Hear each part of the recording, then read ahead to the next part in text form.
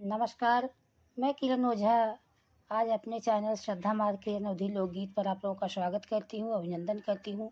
बहुत ही सुंदर एक फगुआ गीत, होली गीत सुनाने जा रही हूँ। अभी होली आ रहा है तो बहुत ही प्यारा होली गीत है, आप लोग सुनिए। कैसा लगे लाइक करिए, सब्सक्राइब करिए और हमारे चैनल श्रद्धा मार्ग के अवधी लोकगीत को आप लोग सपोर्ट करिए। इतना अच्छे से वीडियो बनाती हूँ, आप लोग थोड़ा देखा कीजिए और हमें भी सपोर्ट करिए। राधे राधे, जय श्री कृष्णा।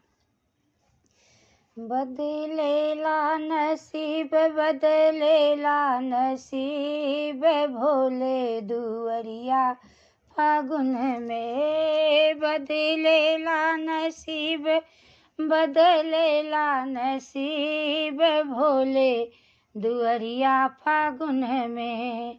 अरे भोले दुअरिया फागुन में, भोले दुअरिया फागुन में। बदलेला नसीब, बदलेला नसीब, भोले दुअरिया फागुन में।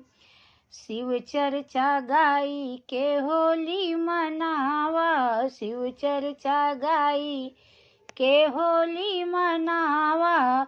भोले दानी संग रंगवा चढ़ावा, भोले दानी संग रंगवा चढ़ावा।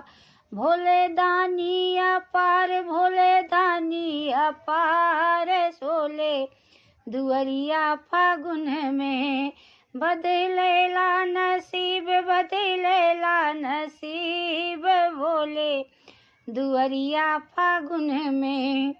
बिगड़ल समैया में भोले संगतिया, मथवा से हट जाला सबके विपतिया। बिगड़ल समैया में भोले संगतिया, मथवा से हट जाला सबके विपतिया। चाहे होखे अमीर, चाहे होखे गरीब, भोले दुअरिया फागुन में। बदलेला नसीब, बदलेला नसीब, भोले दुअरिया फागुन में। बदलेला नसीब, बदलेला नसीब, भोले दुअरिया फागुन में। हर हर महादेव, हर हर महादेव।